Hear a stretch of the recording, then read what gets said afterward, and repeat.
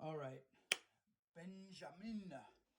Um, First off, I am moving right now, and I am freaking totally overwhelmed.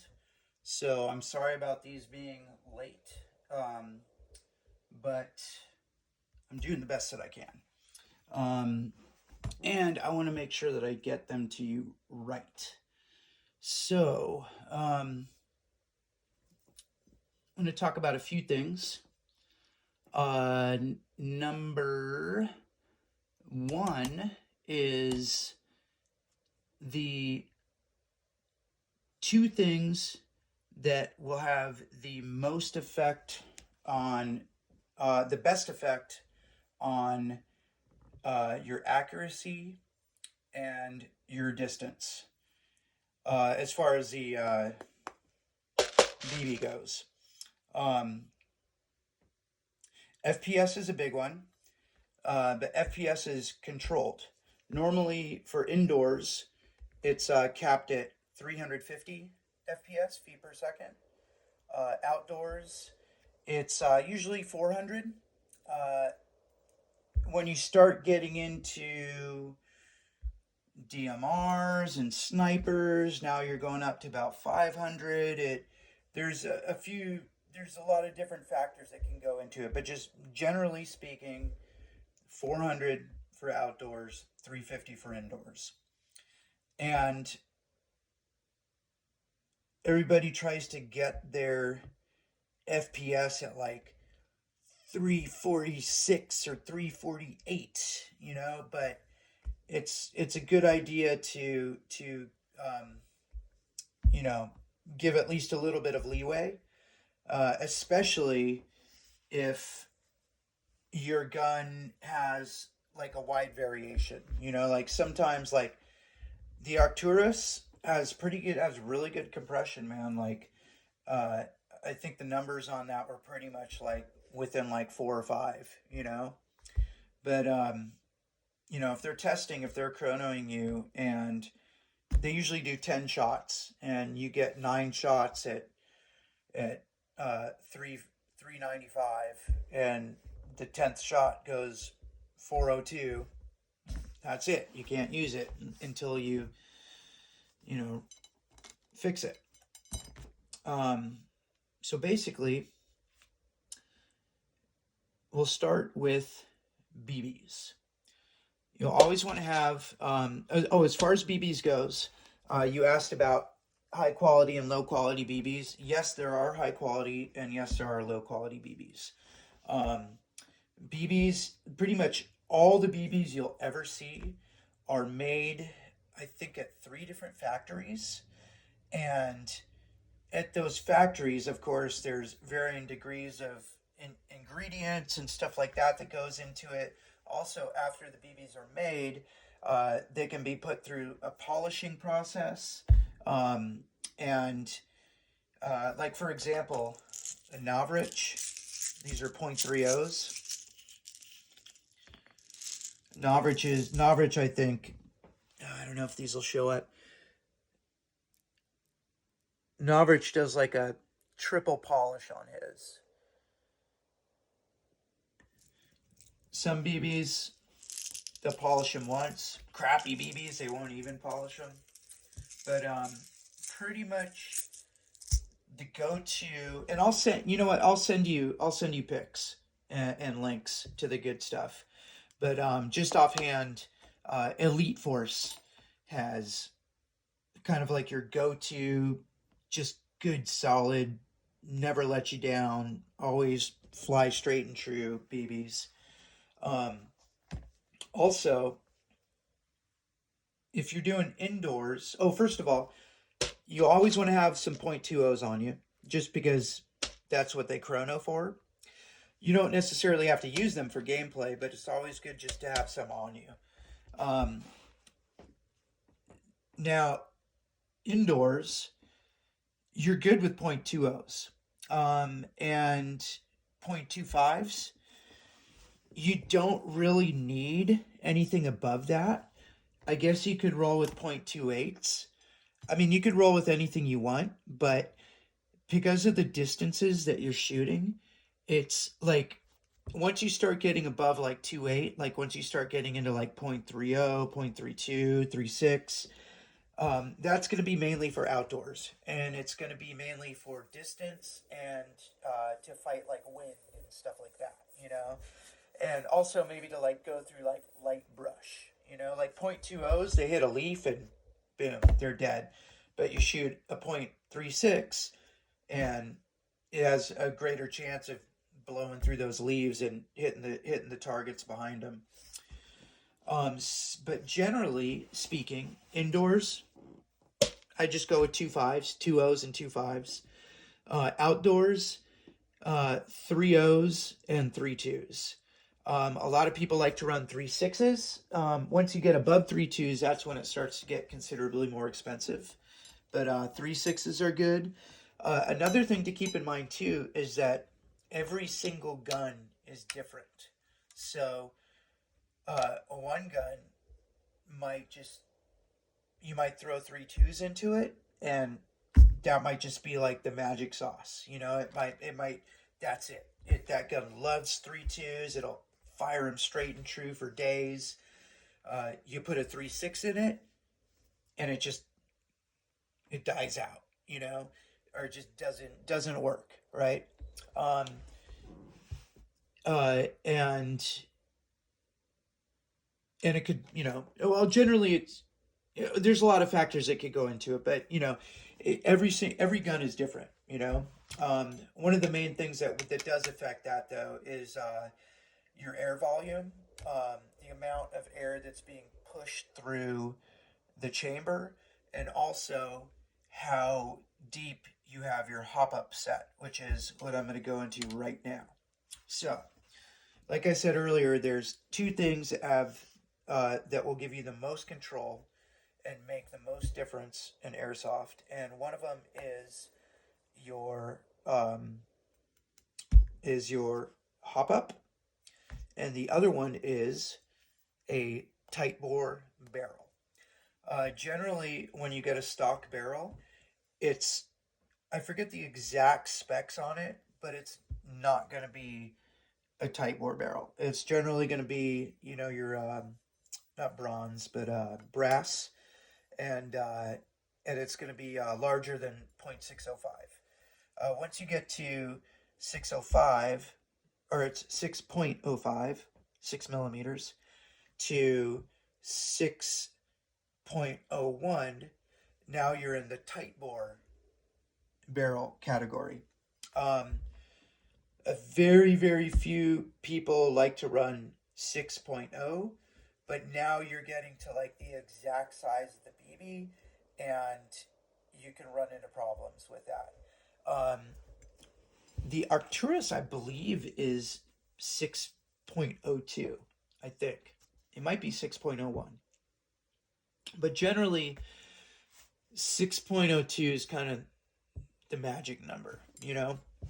6.01 is great, 6.03 is great, but it kind of just seems like 6.02 is going to be is generally that kind of that magic number. But basically, um, and what it is the tighter. Oh, another thing, really quick, is it used to drive me crazy when I was watching videos and people be like dropping BBs and stuff, and I think, oh my god, like why aren't you picking up those BBs? Pretty much like even on this desk right here, there's like little pieces of dirt and little just fragments of stuff, and the BBs will pick it up. So generally speaking, I won't, like, if the BBs hit either the ground or if I drop a few like here, like I won't stick them back in there, because that stuff will eventually get into the barrel, get into, start messing with your magazines, and etc. etc. Trying to find one with a little dirt on it. I thought I saw a speck of something, but anyhow, take my word for it. So yeah, basically, the tighter bore barrel you have, the less room around the BB there is. And that way it kind of maximizes the air pressure that's coming through here, right? Um, the wider the barrel, the more the more room for wasted air there is. Okay, and that's basically a general explanation of the tightbore barrel, which you have in the Arcturus. The other thing is your hop up. Uh, I had a hop up bucking here, and it's freaking gone. I don't know where it's at. I tried looking for it, but I'm going to send you a couple other videos too, and it'll show you how they work. But basically, the hop up bucking is like a little rubber sleeve, and it just slides like, oh, you know what? I think actually, oh man, I just remembered. I think I might have one sitting around. Do I?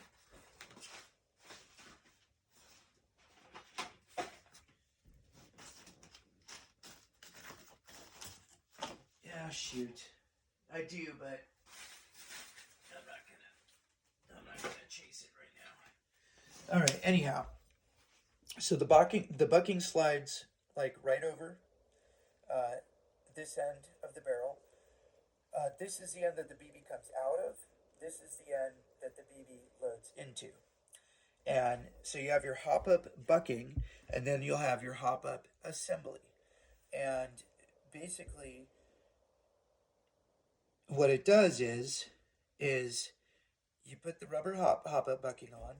You can see these little grooves and stuff right there. Those grooves are what the hop up assembly goes on, and they'll usually like be little clips and stuff that'll kind of clamp it on there, and to help create like a good tight air seal. And then there'll be like a little lever on your Arcturus when you open up the whatchamacallit, I guess it'd be the ejection port, but like the charging window, there's like a little lever, and you slide it back and forth. And actually it's like it'd be like right here.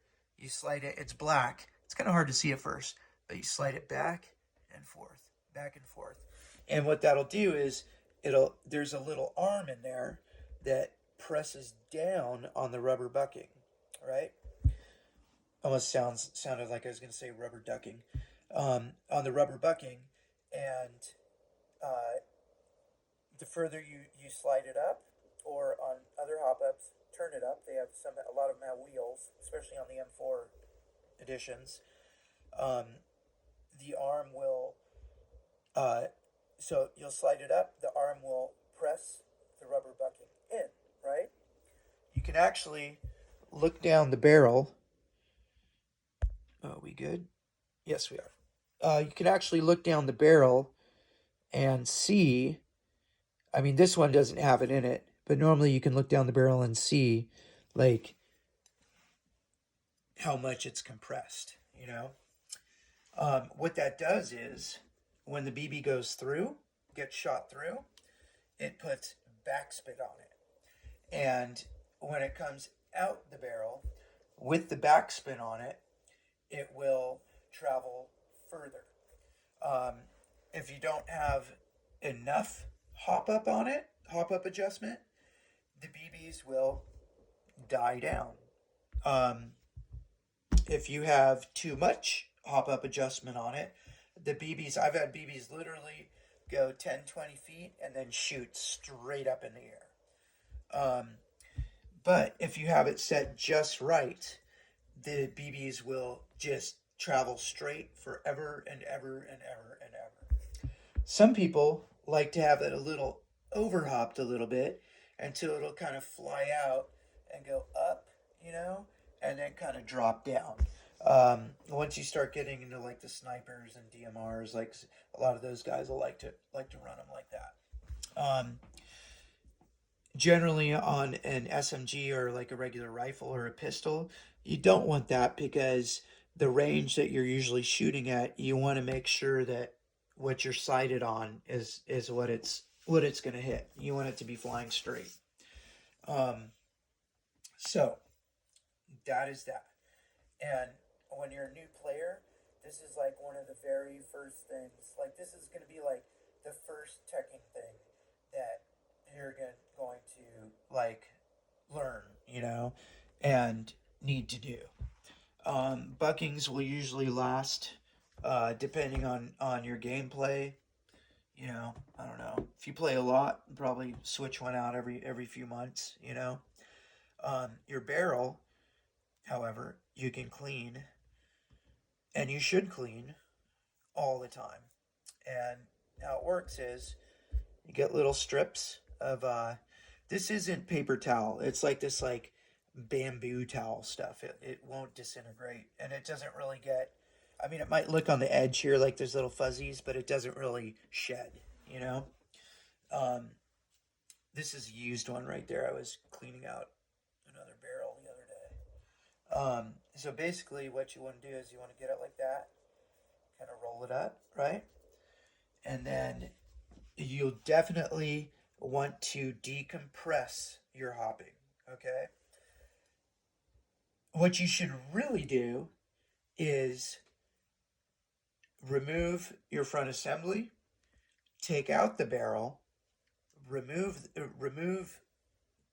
your inner barrel from the hop up chamber, remove the hop up bucking, and go to town on it like that.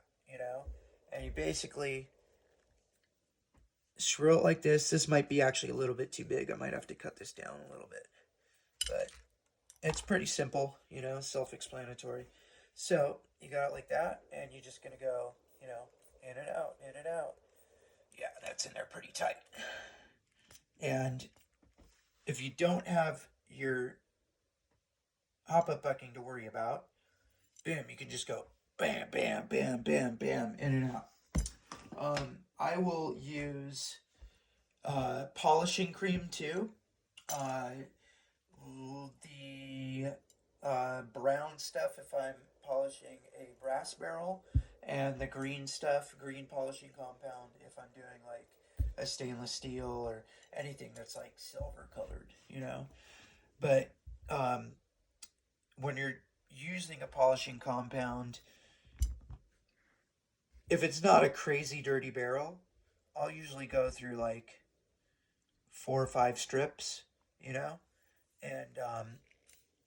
and you just go up and down, up and down, up and down, until it gets super dirty.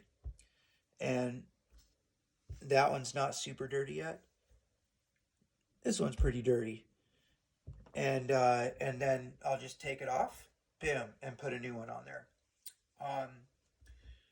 With the Arcturus barrels, what I'll do, and I put some of these in the box too, is I'll take a strip and I'll just like lightly dab it with silicone, when I'm done playing. And I'll do the same thing, roll it up, and then I'm talking about just a really, really light layer of silicone on it. And I'll just go zoop, zoop, zoop, zoop. And that way, that silicone's going to protect the inside of the barrel from rust and whatever else, And then, when I'm getting ready to play the next time, I'm going to take a dry one, and I'm going to clean out this small layer of silicone, because you don't want silicone in your barrel when you're shooting BBs through it. They'll go all over the place. They'll just go. Now, you can do it with the bucking in there. Like if you're nervous at first about removing the inner barrel, you can do it with the bucking, but just make sure that you decompress the bucking, okay? And when you start getting down, like without anything, I can just go to town on it, right? But with the bucking in there, like once I get down towards the end, I am kind of careful, because I don't want to shred that bucking. And I also don't want to like puncture through and like puncture the freaking, you know, nozzle of the gun or anything. Um, so that is that. Um, let's see. We talked about BB weights. We talked about tightbore barrels. We talked about buckings and hop ups. And two other things I wanted to talk about, and I'll send you a video link too for this, is a tracer unit and a chronograph. Now, there's actually a tracer unit out there that is a chronograph, and you hook it up with your phone and you download the app, and you basically, it will tell you how it will tell you what FPS you're shooting at and what joules you're shooting at.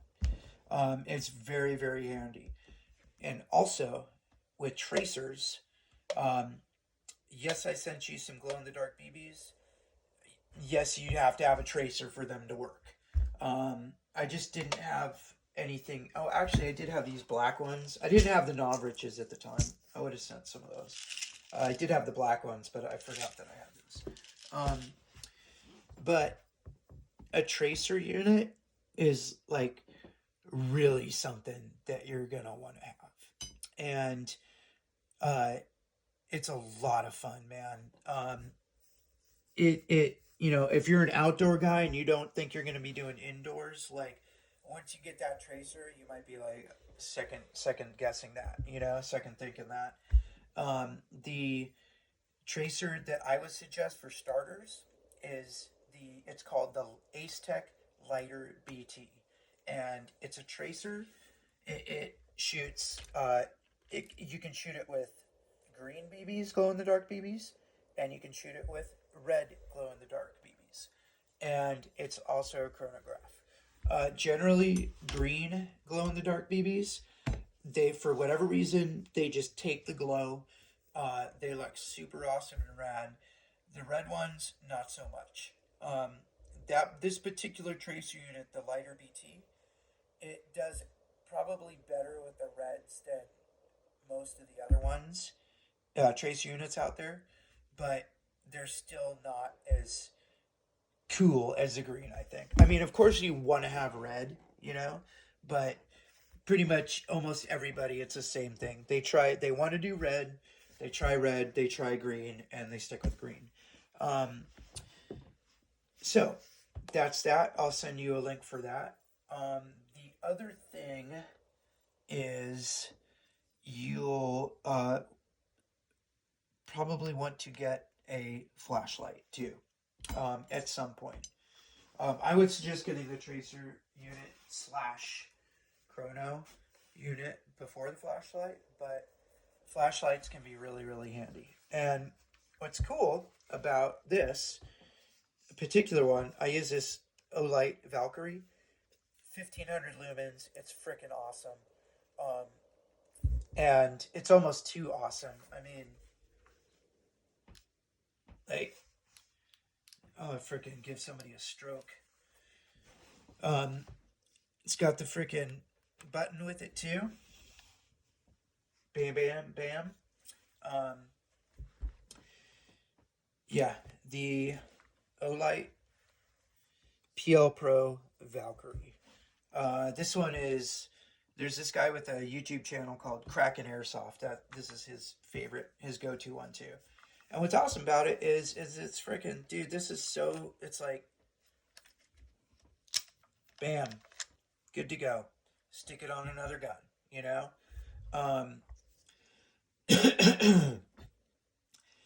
But this one's also like $150 or something.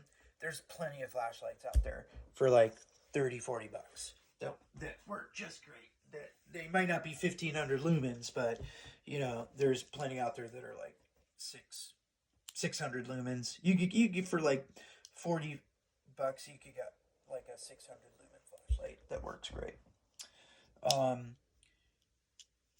And you'll want to protect the cover of it when you're playing, because that will shatter. Um, and let's see, flashlight, tracer unit, tightbore barrel. We talked about BBs, size of BBs. Um, yeah, hop up, bucking. I think that's mainly what I wanted to cover. Um, I'm definitely like got the pistol thing on the back of my mind. And I will definitely give you my opinions on what pistols to start with. That AAP-01 is, oh my god, man, it's a lot of fun. A lot of fun. If you can find them, they're freaking sold out everywhere. But it is, just know that with a gas blow, and most pistols are gas blowback, but definitely with the AAP-01, like there's gonna be probably gonna be a little bit of a frustration, learning curve. Um, it was one of the, it's not a beginner gun, but it was the very first gun that I ever got.